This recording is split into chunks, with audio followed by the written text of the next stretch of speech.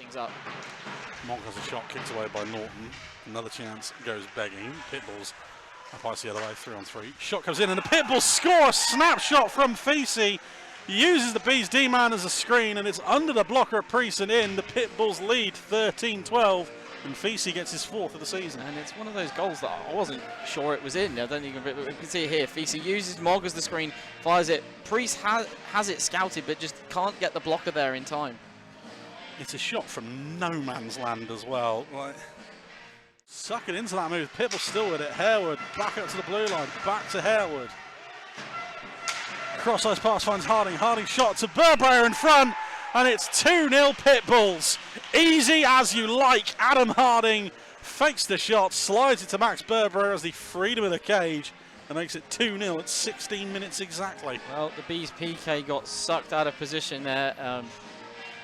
Producer Nick is showing us the far end of the ice, but we'll get there in a second. That started with a beautiful up-down play, but here we go. The chance comes in, and Harding's there on the doorstep just to poke it home. It's Burbrayer there. Harding with a brilliant pass, fakes the shot to Butler. Slides it across. Shot from Lindgren is wide. Fisi, and that is banked off Priest and in. That is something from nothing.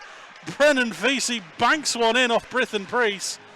And the Pitbulls are now 3-0 up, 24-09. And for this one, we're going to need producer Nick. Definitely going to need this one. So here it comes. Fisi's shot from an obscene angle. It looks like it comes off the inside of the leg of Priest and in. Priest is actually down hurt here, which I don't think. Harding.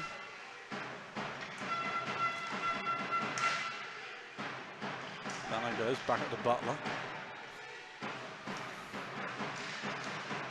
And that is beautiful. I couldn't quite see what it is, but it's a 4. I think that's Fisi. I think it is Fisi's hat-trick. And a Pitbull player has just thrown his helmet on the ice. So is that not illegal equipment? Possibly. I don't know. We're not in open play. So. 4-0. Brennan Fisi with a beauty over Brett Shepherd. Unfortunately, Brett's been out there for about 4 minutes now. And that's the first shot he's seen. And he's watched it fly over his blocker and in. That's a hell of a finish. It started with some beautiful passing play. B's not really, again, B's not really in the shape.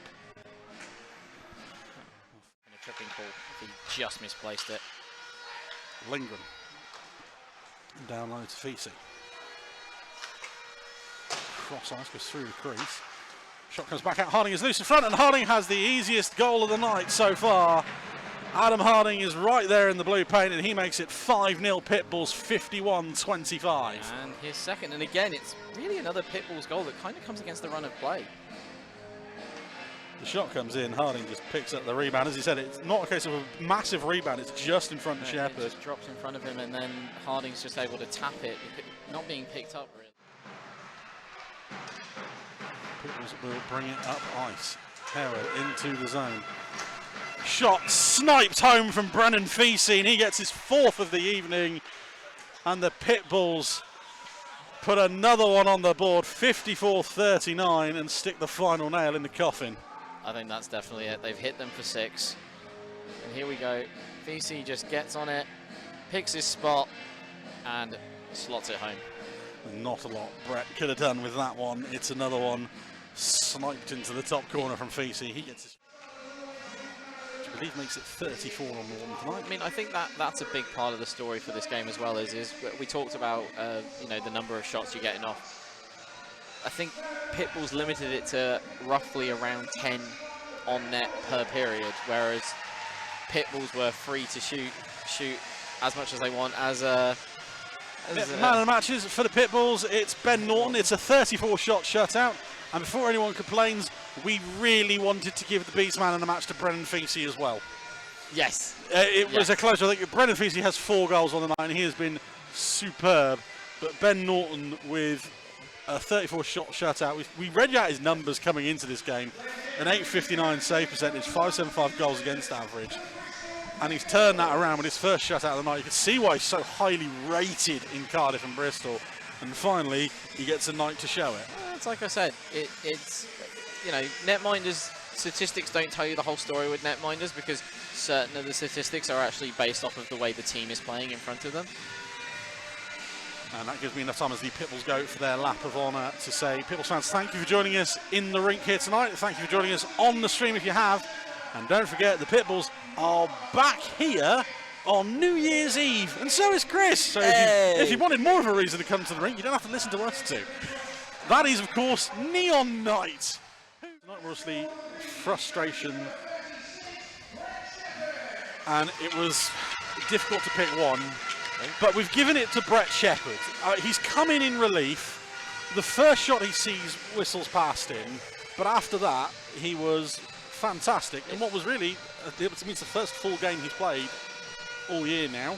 Yeah, it's difficult to come in and play your first game even under those circumstances. But well, first game he's played in, well, as you said, he had 20 minutes up in Hull. Yeah. But he did everything he could to try and give the team a chance to recover. Some brilliant saves as well, yes. Must be said. Yes. Especially on the Harewood breakaway chance. Yes, I mean, I would argue that the two that were let in during this period that was more failed clearance than actually his fault. And one snipe. Yes. Shepherd will sign the hat as usual. It's going to be a big moment for him as well. If Britton Priest is out long term, Brett Shepherd suddenly becomes the guy. Of course. And I mean, all we can do is we hope Britton Priest is okay. I mean, where that puck we think might have ended up, that's a worrying area. That's painful. It's a worrying area to end up. Hopefully, it's maybe just a bit of a swelling that needs to go down, and it's not anything like a chip bone or anything like that in the knee area. Well, the Bees will go for their lap of honour. That gives me enough time to say, Chris, thank you for joining me once more. You're back here in 2 weeks again, yes. I believe. Yes. You get a week off. I get a week off. I'm going to go watch the Stratton Blackhawks play the Peterborough Phantoms 2 next weekend. Because you, I believe, have Mr. Tom Graham joining you. Stuck with Tom again. Tom Graham is back, which does, of course, mean if he's here, so are the Swindon Wildcats, as they make their first trip to Slough of the year next Sunday, the 3rd of December, as we enter the festive season, really. We welcome the Swindon Wildcats for their first trip to Slough. As I say, that gives me enough time to say, as the Bees go back to the screen, to say thank you for joining us here tonight. Thank you for joining us with me and Chris and producer Nick and producer Annika. Thank you and good night.